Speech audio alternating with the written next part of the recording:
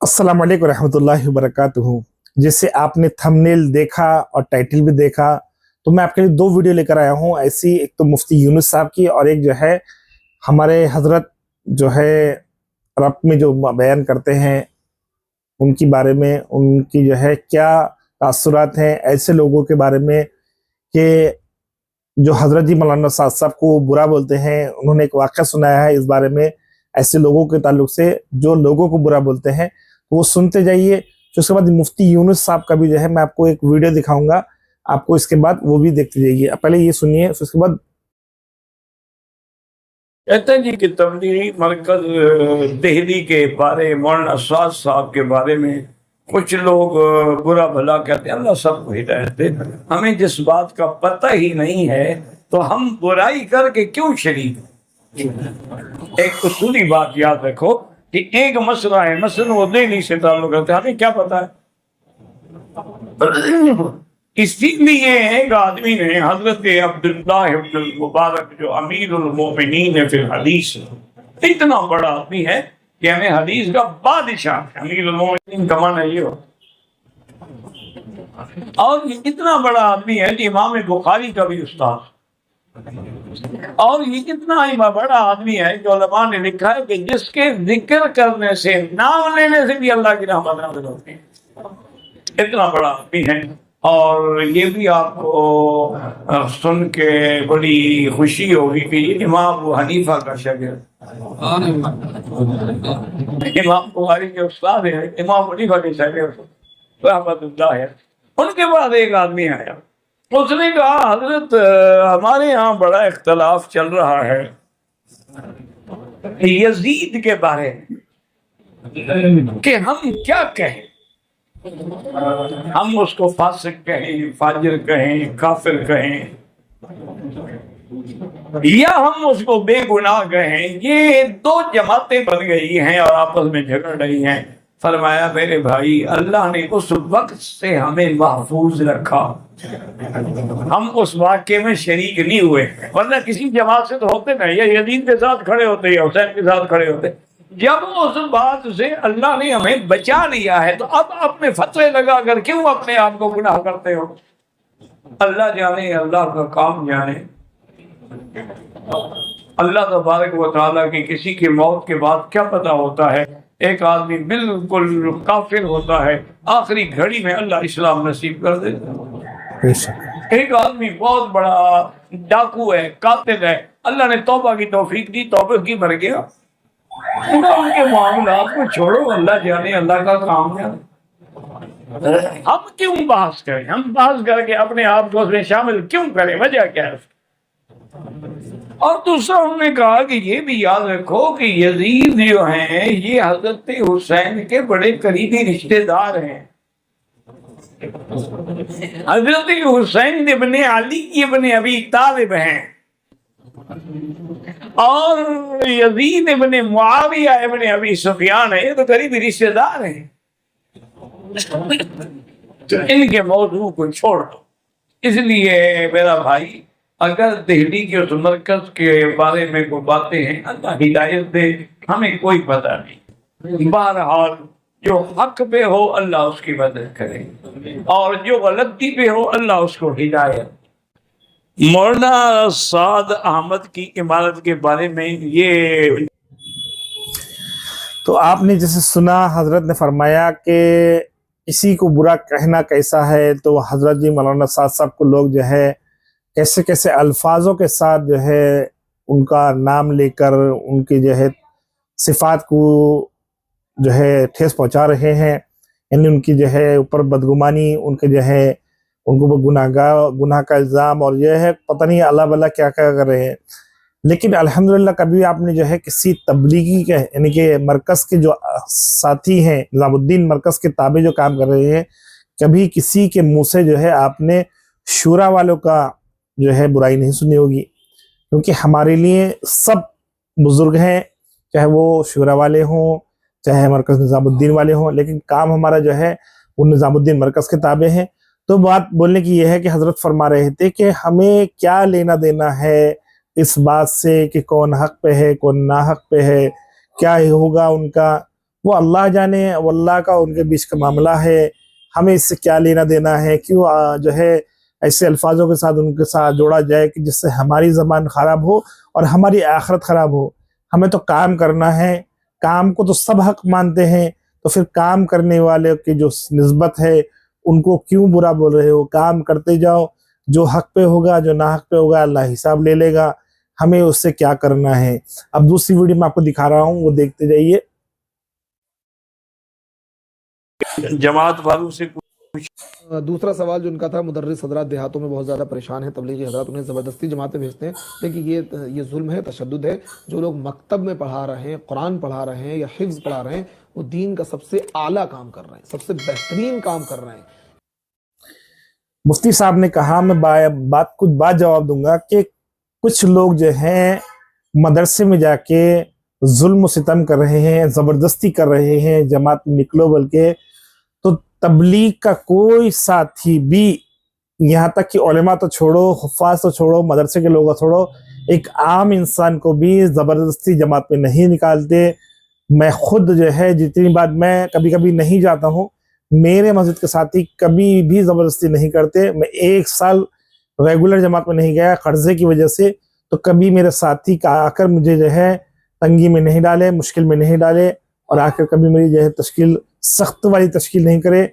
बस यही बोले कि भाई तरतीब बनाओ, कोशिश करो, निकलना हमारा काम है, अल्लाह आसान करेगा, तरगीब दिए। लेकिन कोई भी तबलीग का साथी किसी भी आलिम के साथ ज़बरदस्ती नहीं करता, न मदरसे के आलिम के साथ, बल्कि खुद हमारे मस्जिद में एक आलिम हैं, दो आलिम ऐसे हैं जो तबलीग से जुड़े हुए हैं और वो मदरसा चलाते हैं।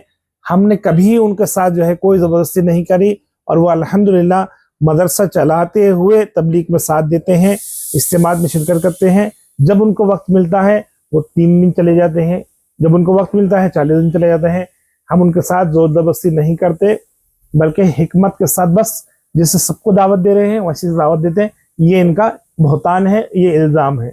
और अगर कोई साथी अगर ऐसा हमारे कर भी रहे हैं तो वो इस बात को गौर करें कि हमारी तश्कील ज़बरदस्ती की नहीं होती है, हमारी तरगीब की तश्कील होती है कि तरगीब देना है साथी को कि वो ताकि खुद ही से तैयार हो जाए।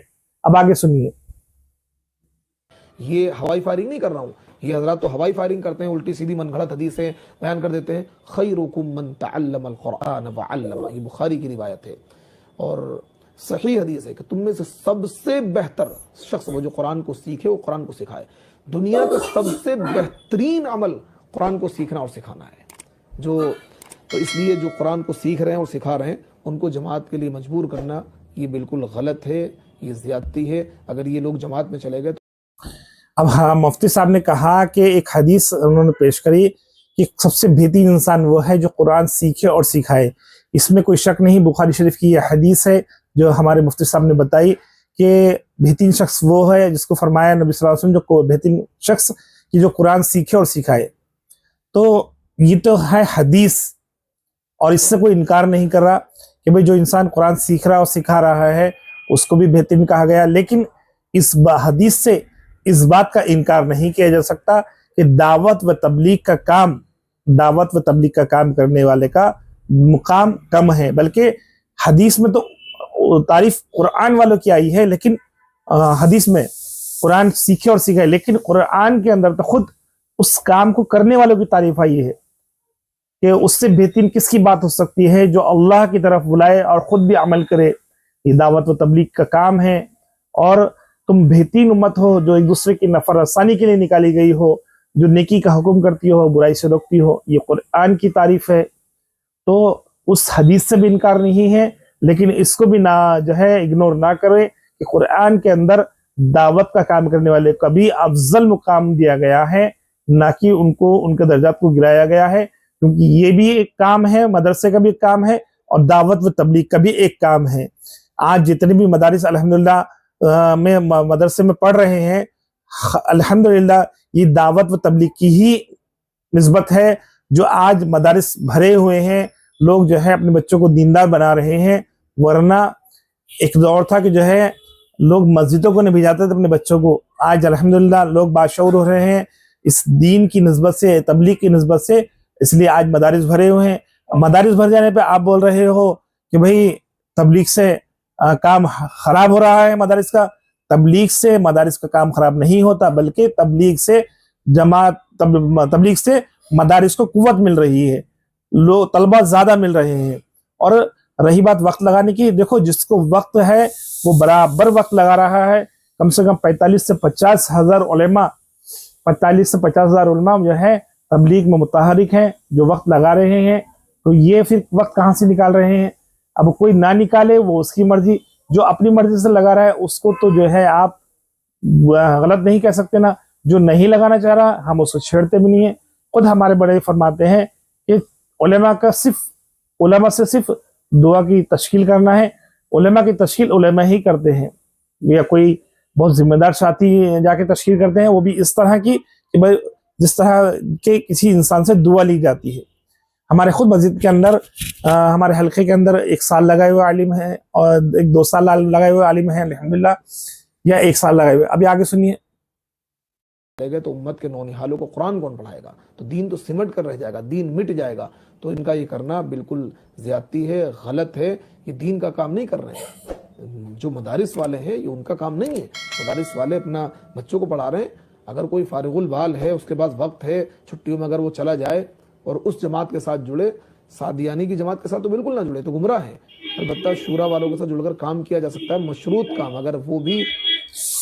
अब देखो इन्होंने जो है खुल्लम खुल्ला जो है हिमायत की और लफ्ज कहा सादियानी, यानी कि इन्होंने ऐसा लफ्ज इस्तेमाल किया जो अल्लाह को नापसंद है। तो इन कई के मुफ्ती हैं, इन किस बात की मुफ्ती हैं? इनके अंदर तो जलन, बुग़्ज़, हसद भरा हुआ है। इन्हें तो ये कहना चाहिए था, हम जैसे हम कह रहे हैं, हमसे कई साथी पूछते हैं भाई हम कहाँ जुड़े, तो हम कहते हैं भाई काम में जुड़ो, कहीं भी जुड़ो, इधर भी जुड़ो, लेकिन काम में जुड़ो। ये मत देखो कि मरकज का काम है, ये शुरा का काम है। ये देखो भाई काम में जुड़े रहना है, बस काम में जुड़ना असल मकसद है। जैसा कि मौलाना तारिक जामी साहब ने कहा था कि भाई काम में जुड़े रहो, ये मत देखो कि शुरा है या मरकज का है, काम में जुड़े रहो ताकि तुम्हारी निजात होती रहे। और ये खुल्लम खुल्ला जो है लफ्ज इस्तेमाल कर रहे हैं सादियानी, यानी कि ये गीबत, इन्होंने यहाँ पर गीबत का लफ्ज इख्तियार कर लिया। इनको तो नाम अमल से खुद गुनाह जो है इनके नाम अमल में चढ़ गए, नेकियां इनके अकाउंट से चले गए। ये तो गीबत है। ये किस बात की मुफ्ती हैं जो मुतदिल बात, यानी कि इक्वल बात नहीं कर सकते? ये कहते हैं इस मौजू पर कि भाई आप लोग काम से जुड़ो। गुमराह है, गुमराह का लफ्ज कहाँ से लाए आप बताइए? इतने लोग जो काम में लगे हुए हैं ये सब गुमराह हैं? क्या अल्लाह इतने लोगों को एक साथ गुमराही पे जमा कर सकता है? और जिस काम से लोग खैर में आ रहे हैं, जिस काम से खैर वजूद में आ रहा है, क्या वो काम से गुमराही आ सकती है? देखो आगे सुनो। वो ये हरकतें, गलतियां करते हैं जो जिनको मैं बारहा बयान करता हूं, तो फिर उनके साथ भी जुड़कर काम। अब रही बात शूरा की जमात की, तो शूरा खुद वही काम करते हैं जो मरकज निजामुद्दीन की, यानी कि समझ लो एक तरह से शूरा वालों को जो काम है वो निजामुद्दीन का एक हिस्सा है। यानी कि जैसे बोलते हैं ना इंडिया पाकिस्तान के बारे में कि जो है पाकिस्तान तो खुद इंडिया का बच्चा है, हमसे ही पैदा हुआ है, तो शूरा का काम तो खुद हमारे जरिए से ही उन तक आया है। वो साथी चाहे जो है मरकज निजामुद्दीन छोड़कर चले गए, हालांकि मरकज निजामुद्दीन छोड़ने पर ही खुद एक मोबाइल है कि खुद जो है पड़ोस मुल्क के अमीर अब्दुल पड़ोस मुल्क के जो है अमीर है, तो उन्होंने खुद कहा था निजामुद्दीन के बारे में, अगर सब लोग निजामुद्दीन छोड़ के चले जाए तो हम आके निजामुद्दीन में काम करेंगे, लेकिन निजामुद्दीन का साथ नहीं छोड़ेंगे। निजामुद्दीन तो वो मकाम है, इन्हें तो खुल्लम खुल्ला शूरा की दावत दे रहे हैं। भला अल्लाह हम सबको कहने सुनने से अमल करने की तौफीक अता फरमाए। वीडियो पसंद आए तो लाइक करें, शेयर करें, चैनल को सब्सक्राइब करें।